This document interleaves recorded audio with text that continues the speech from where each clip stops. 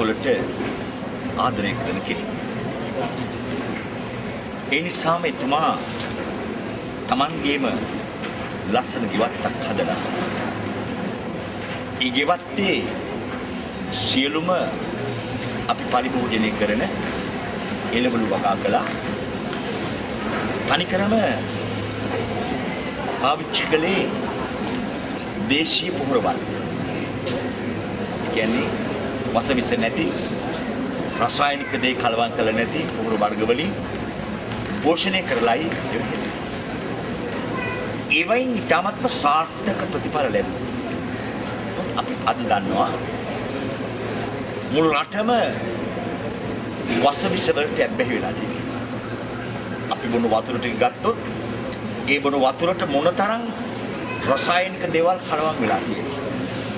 ඒ නිසා ඒගොල්ලෝ දවස් ගණන් මාළු බැලුවා. ඒ වගේම රජරට පැත්තට ගියයින් පස්සේ විශාල වශයෙන් වග්ගොඩ රෝගී අප්‍රමාණ වේ. ඒ වගේම මෙහි මරණ 10කට ගියොත් ඒ 5ක් විතර වග්ගොඩ රෝග. තව 3ක් විතර පිළිකා රෝග. ඒ තරමටම දරුණු විදියට පැතිරලා යනවා. ජලයට වසවිස මිශ්‍රයි. ඒ වගේම කන බොන ආහාර ද්‍රව්‍ය ගත්තයින් පස්සේ ඒ සියලුම එළවලු නිෂ්පාදනය කළ තියෙන රසායනික දේවල් පාවිච්චි කරනවා. දැන් ඒ විතරක් නෙමෙයි අපි කන පළතුරු ගත්තොත් ගස් ලැබු අඹ ඔක්කොම ಜಾති පාර අයිනි තියෙනවා විකුණන්න. ඉස්සර තියෙනවා මේ දම්පර අඹ, මේවා යාපනයේ අඹ, මේවා රට අඹ කියලා ගහද්දී.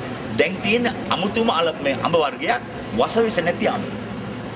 ඈතින් බෝඩ් එකක් ගහද්දී වසවිස නැති අඹ. ඒ කියන්නේ මේවා එහෙම කියන්නේම වසවිස කලවම් කරලා තියෙනවා. කෙසෙල් ගෙඩියේ පවා, අඹ ගෙඩියේ පවා ඒ කිසිමක තිබිච්ච ස්වාභාවික රසය නෑ. ඔක්කොම රසායනික පෝර වලින්ම හදලා තියෙන විතරක් නෙවෙයි ඒවා ඉදවීම සඳහා පාවිච්චි කරන කාබයිඩ් වගේ දේවල් පාවිච්චි කරලා තමයි ඒවා හදන්නේ තියෙන්නේ. ඉතින් මේක ගත්තයින් පස්සේ අපි කන පළතුරුත් ඔක්කොම වසවිස. ඒ නිසා අනිත් පැත්තෙන් දැන් තව ආරංචියක් කියන්නේ මොකද්ද? එක කාලයක් කිව්වා පාන් කන්න එපා පාන් ත්‍රස්තවාදී කියලා. දැන් හාල් ත්‍රස්තවාදයක් ඇවිල්ලා හාල් වලට කාබයිඩ් මේ වසවිස කලවම් වෙලා තියෙනවා කියලා. දැන් මෙහෙම යනකොට අපට කියන්නේ එතකොට තනකොළ කන්න කියලා. එතෙන්ට අපි ඇවිල්ලා තියෙනවා. කිසිවක් එළවලු කන්න බෑ ඒකෙත් වසවිස, පළතුරු කන්න බෑ ඒකෙත් වසවිස, හාල් වලත් වසවිස, පාන් වලත් වසවිස, බොන වතුරෙත් වසවිස, ආග්‍රහණය කරන හුළඟෙත් වසවිස. ඒ නිසා මුළු වටා පිටාවක් වසවලින්ම අපි ජීවත් වෙන නිසා අපි ඔක්කොම ලෙඩ. ඉස්සර වගේ නෙවෙයි දීවැඩියා රෝගේ බහුල වශයෙන් පැතිරෙනවා. වග්ගොඩ රෝගේ බහුල වශයෙන් පැතිරෙනවා. පිළිකා රෝගේ බහුල වශයෙන් පැතිරෙනවා.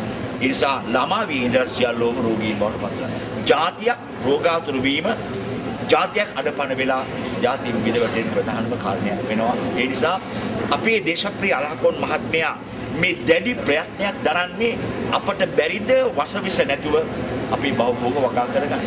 ඒකේ සාර්ථක ප්‍රතිඵල ගන්න බැරිද? අපිට නිරෝගීව ජීවත් වෙන්න බැරිද? ඒ නිසා ඒකේ තුමා වවලා පෙන්වුවා විතරක් නෙවෙයි අද අපිට පොතක් ලියලා තාමත් පැවැත්මේ ජීවිතේ පිළිබඳව අපි පැවැත්ම පිළිබඳව මේ තියෙන පැවැත්මේ දහම නැමැති කුංචි කෘතියක් නිර්මාණය කරලා අද ආපාතපත් කරනවා.